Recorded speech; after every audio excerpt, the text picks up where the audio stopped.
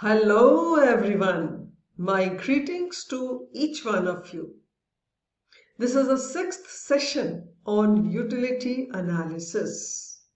In the previous session, you have understood about the relationship between total utility and marginal utility.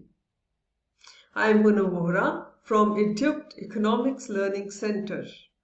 In this session, you will understand the law of diminishing marginal utility and its practical applicability. So let's understand. Let's begin with few personalities that everyone is aware of. Homi Jahangir Bhabha, C.V. Raman.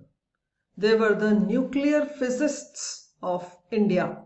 Amitav Ghosh, R.K. Narayan, Vikram Seth, Indian authors, Sonal Mansingh, Birju Maharaj, classical dancers, M.F. Hussain, S.H. Raza, artists and painters, Pandit Jasraj, classical vocalist, Lata Mangeshkar, playback singer, Dhyan Chand, hockey player, Sachin Tendulkar, a cricketer, Sania Mirza, a tennis player.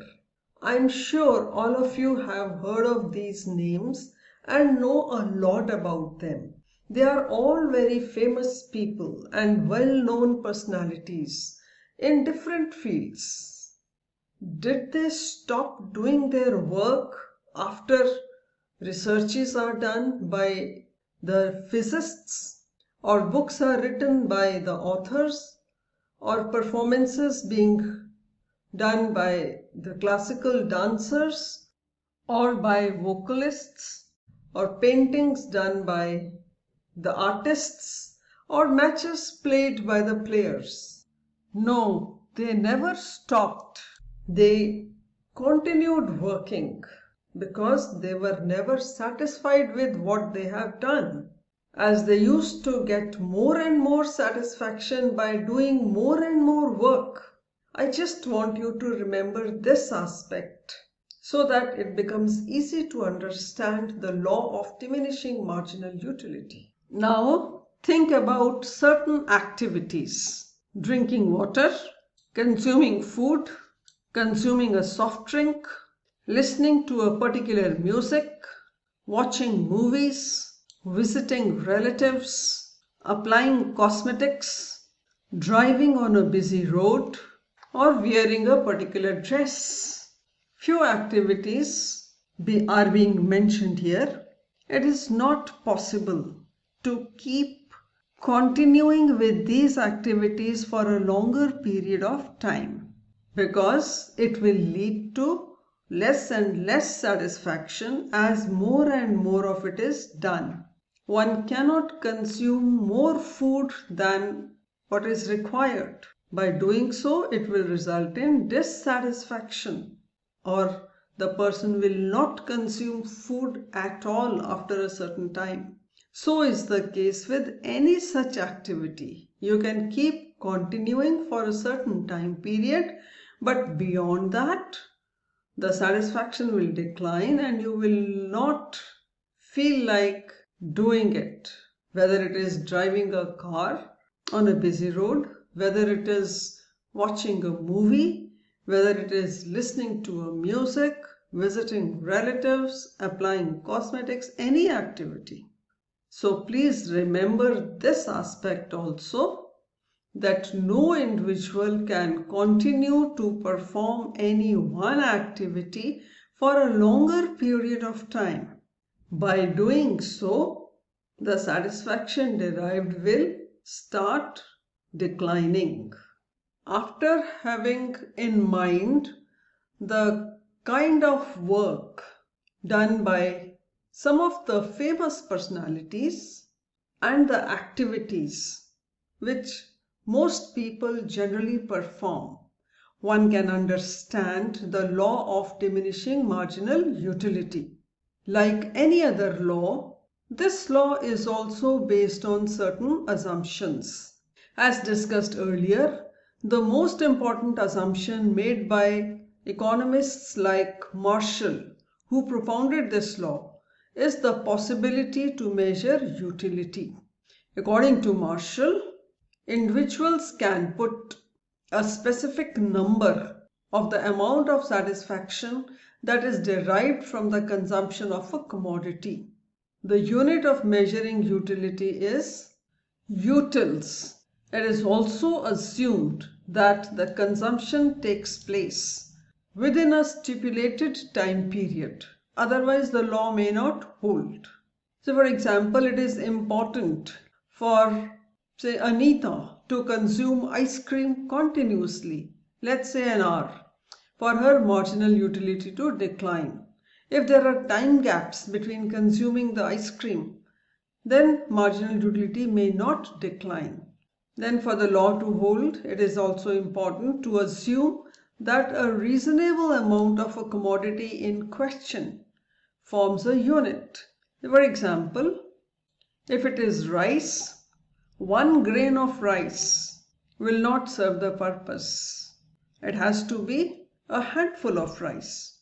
Next assumption is that all consumers are assumed to be rational and would like to maximize their utility given the price of the commodity and their income levels. It is further assumed that marginal utility of money remains constant. The law of diminishing marginal utility states that as the consumer consumes more and more units of a commodity, the addition to total utility obtained or marginal utility goes on declining.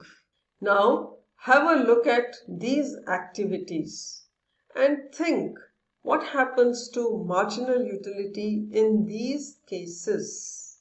Skydiving, photography, writing, painting, gardening, dramatics, astrology, videography, soccer, music, or any other such activity. I have given few. Can you think that all these activities are leisure activities or hobbies? What happens to any hobby? If it is photography, are you satisfied by clicking one photo or 10 photos? You feel like clicking it again and again and again because you are never satisfied with the number of photos you have clicked. So, marginal utility in this case will go on increasing. It will never decrease. Take the case of music. If you love singing, would you be satisfied by singing one song or 10 songs? Look at Lata Mangeshkar. How many songs has she sung? What happens to marginal utility for singing? In her case, she is never satisfied. She kept on singing and singing for a number of years and has sung thousands of songs. So marginal utility never decreases. Think any other activity, say painting or gardening. It is true in the case of each of these activities. So marginal utility necessarily does not decrease in each case. There are certain cases where marginal utility increases. Now have a look at these activities. Forgery, bribery, fraud, theft, sale of drugs, money laundering, gambling, smuggling, human trafficking, terrorism, breach of contract. Or read this news item which appeared in Economic Times. Naresh Jain earned rupees 450 crores for rotating black money of businessmen. Can you think of what is common in all these activities? Yes, these are all illegal practices. What I am trying to explain you is that even in the case of illegal practices, law of diminishing marginal utility does not apply, simply because anyone who's involved with black money or forgery or smuggling or gambling or human trafficking or any other such practice, the greed increases with additional acquisition of money or with every such act. So, marginal utility is not always diminishing. To sum up, marginal utility does not diminish in the case of hobbies, in the case of illegal practices, in the case of misers, in the case of music, art and poetry, and in the case of education. Though law of diminishing marginal utility is universally applicable, but it has certain limitations too.